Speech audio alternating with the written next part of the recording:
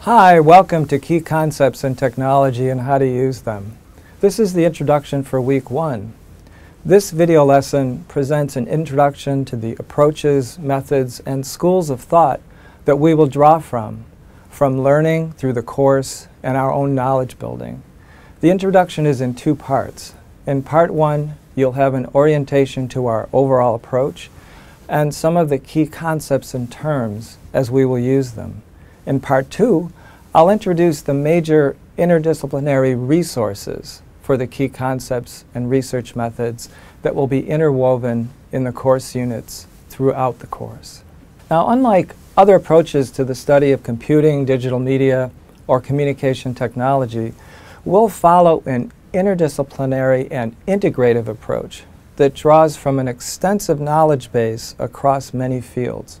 You'll get a really useful big picture of what makes our major media and computational technologies possible, and how their design principles are extensible for the future. We'll investigate not simply how technologies like the internet and digital media work technically, though this is essential to know, but how their influence and power comes from being part of a larger and mostly invisible system of relationships that aren't technical in the narrow sense. You'll hear me say often that the most powerful things are invisible. That means that they're not observable features of our devices themselves. They're not properties of technologies like our iPhones or our PCs.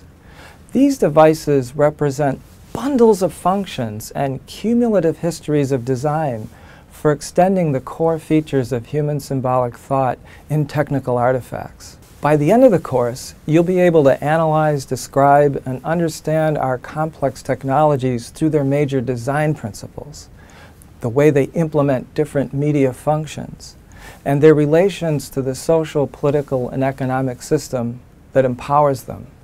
You'll open a door to a new and different point of view where you can participate in higher-level discussions about the uses of technology in your own field or profession. Let's begin.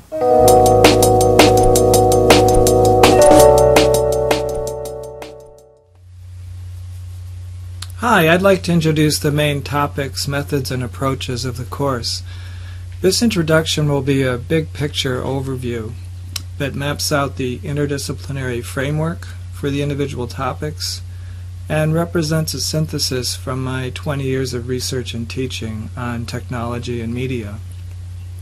I'm really excited by recent developments in interdisciplinary thinking and research that we can draw from. You won't find a course like this anywhere else. In this introduction, I'll be going over what the course is about and definitions of key terms and concepts that we'll use. You'll have background on the main approaches and schools of thought that will frame the topics in the syllabus, and a description of the learning objectives that you'll work toward through the course. I've compiled a few mantras that I think sum up some of the realizations that I'm trying to bring together in the course, and also some motivations that give you a sense of why we want to study this subject. First of all, technology is too important to be left to technologists. It touches everything, and the kind of technology that we use today that's involved in all of our communication and media and social and economic relationships, it's the kind of context that requires learning and understanding by every educated person. There are no human societies without technologies, and no cultures without technical mediation. You'll often find strange juxtapositions made in historical accounts of civilization and technological development, as if there's some natural neutral state of human society before technology was invented or imposed, as it were, from without. But we'll see that this is a complete myth. And the most powerful things about our information technologies and digital media are invisible. That is, we can't see them as properties in the devices themselves. But there's no magic. We will look at how everything that we experience in the world is really the outcome of design and implementation. The design principles in computational thinking motivating our technologies aren't owned by any one discipline, science, or profession. And these concepts are our common collective intellectual capital, and we need to claim ownership by learning them. So the main objective of the course is opening up a knowledge base that non-technical people can use to empower themselves to be leaders in their fields and participate in the issues they care about. Media communication and computation technologies are embedded in all dimensions of our life, but they're mostly closed off from understanding.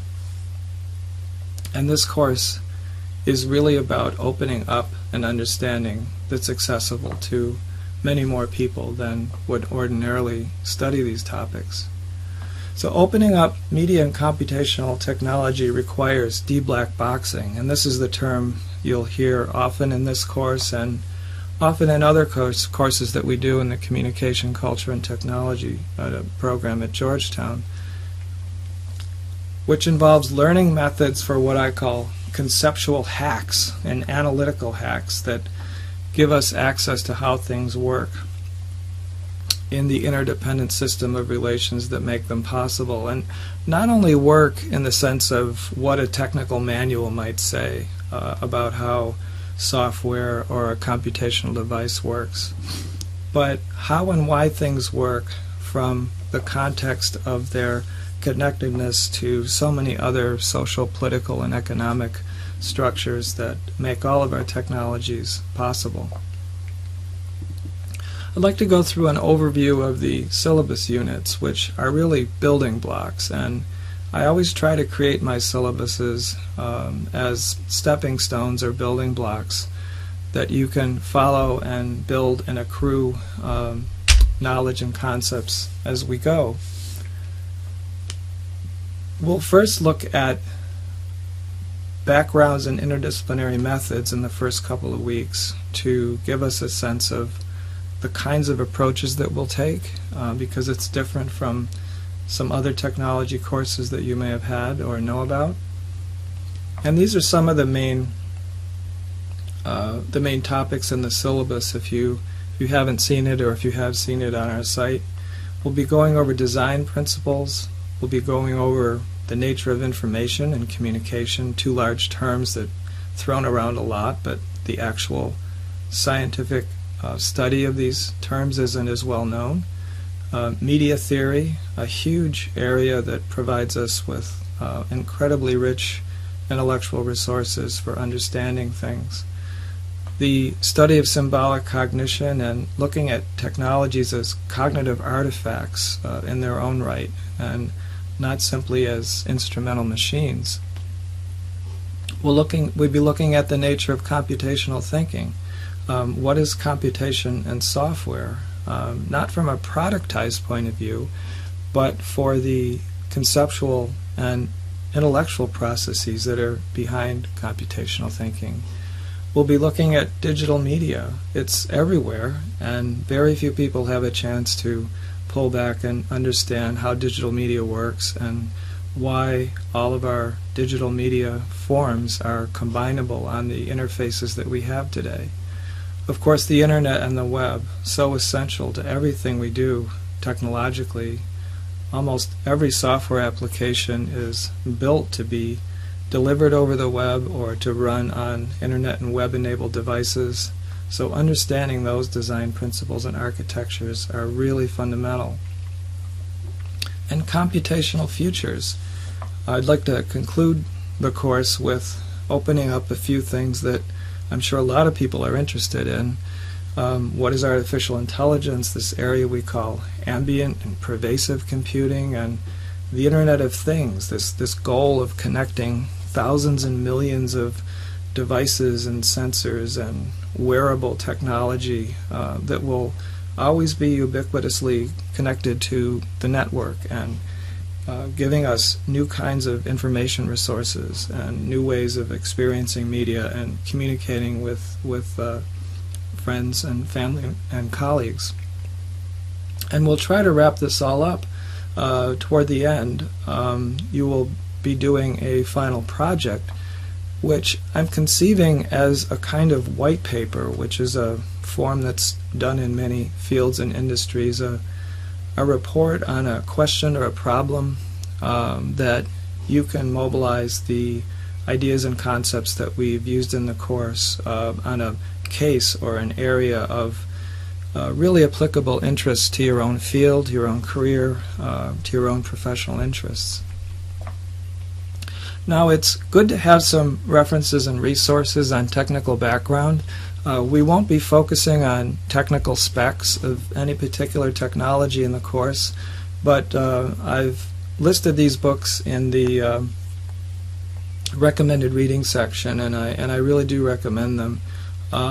They're well illustrated. They take you through a lot of the concepts in computer architecture and software and the internet, and we'll be referring to selected chapters in the book in these books through the course. But as I say, we won't be focusing specifically on technical details, so these are good books for you to be able to refer to. Now, here's the kind of biggest picture overview I'd like to start with, and I think of this as a kind of Copernican reorientation because so many ways that technology is talked about, or the way you hear about it in the media and marketing information, is a very different point of view. It's often very productized, it's very instrumental and operational, very specific to particular kinds of technology products.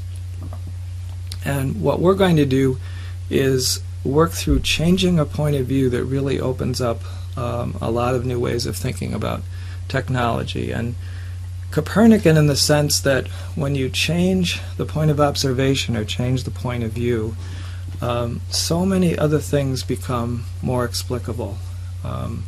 And Copernicus is usually referred to as an exemplar of the scientist who saw a new way of modeling things, and it solved a lot of problems and answered a lot of questions even before it was empirically verified. One of the things that we want to do in reorienting our thinking is removing the usually accepted division between technology and society or technology and culture as two independent domains that correspond to something real, as if we can talk this way and map it onto things that are real in the world, or even treating them as useful categories for describing relationships. Here's a nice summary quote from Bruno Latour, a major researcher and theorist in science and technology studies. One of his famous statements: "There exists no relation whatsoever between the material or technical and the social world, because it is the division that is first of all a complete artifact. To abandon the division is to rethink the whole assemblage from beginning to end." So attempting to describe relations between society and technology as separable domains begins in a mistake and really leads to unsolvable problems and also disastrous consequences in policy and law, and we'll be referring to these kinds of consequences through the course. So major reorientation step one is that we no longer talk about society and technology as two independent domains, because when we do that, we've fixed these domains in such a way that we have to explain relations between the two, and then we get caught up in effects and causality language in the sense that how do you explain the relationship between these two separate domains. So we no longer believe that they're two separable domains. Now, related to this undoing that kind of a fallacy is what we call naive technological determinism, and what I call the fallacy of misattributed agency. This is the mistake of assigning causal agency to technologies as independent forces that we can say have effects on other things. And here's an interesting quotation from Leo Marx, who we'll be reading this week and next week, who's another really well-known scholar of the history of science and technology. To invest the concept of technology with agency is particularly hazardous when referring to technology in general. To attribute specific events or social developments to the historical agency of so basic an aspect of human behavior makes little or no sense. Technology as such makes nothing happen.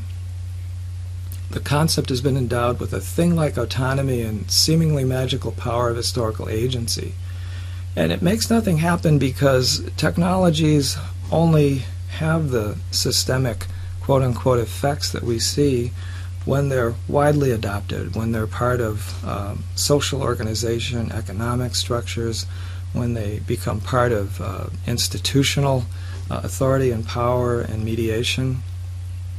Obviously, nothing specifically in themselves without this broad, wide-scale social embeddedness.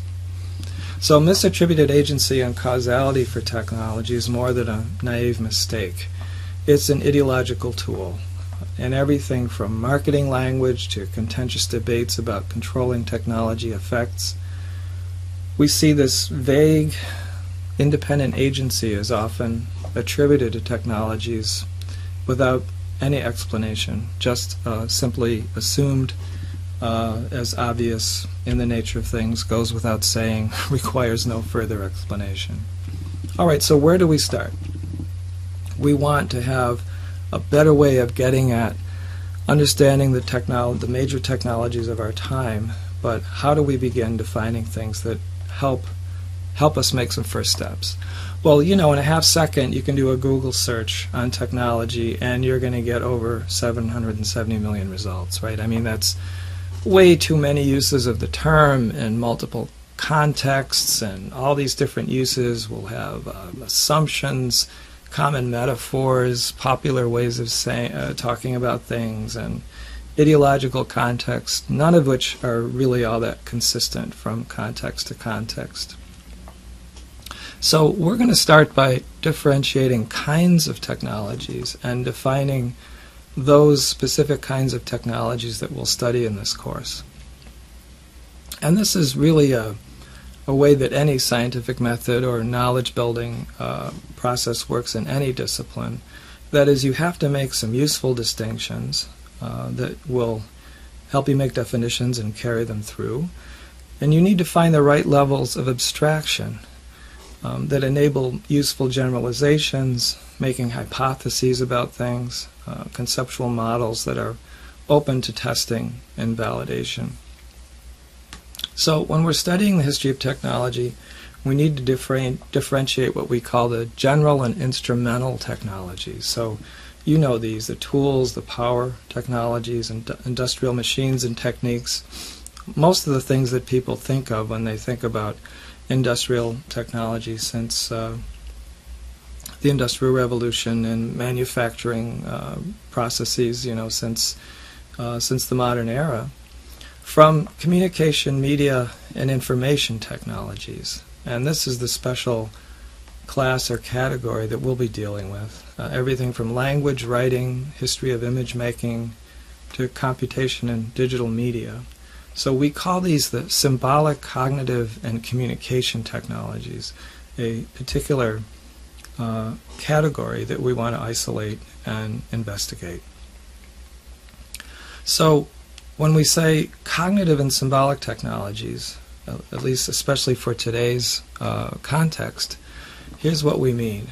Our media and communication technologies, computation and software, the internet and web,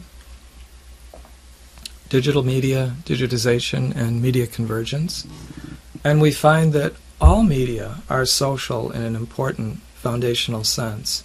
It's always been kind of an odd construction to me to talk about social media. I mean, we know what that term means in terms of the platforms and the communication modalities that we've designed for social media, but in a really fundamental sense, all media are necessarily social, and we'll see more about why that's so. So we begin by redefining an objectified technology cluster. You may have a background in other fields or disciplines that use the term ICTs, information and communication technologies.